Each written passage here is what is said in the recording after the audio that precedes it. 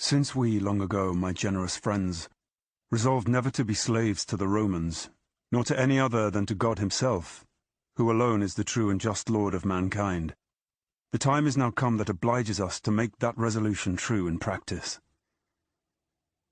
We were the very first that revolted against them, and we are the last that fight against them.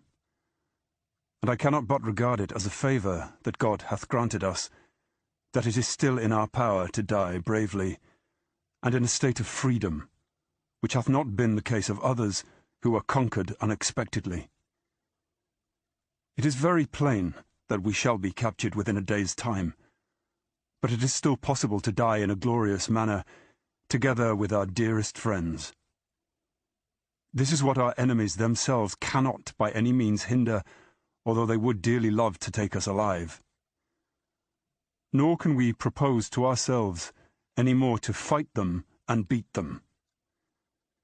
Consider how God has convinced us that our hopes were in vain, by bringing such distress upon us in the desperate state we are now in, and which is beyond all our expectations. For the nature of this fortress, which was in itself unconquerable, has not proved a means of our deliverance. And even while we have still great abundance of food, and a great quantity of arms, and other necessaries more than we want, we are openly deprived by God himself of all hope of deliverance. But first, let us destroy our money and the fortress by fire.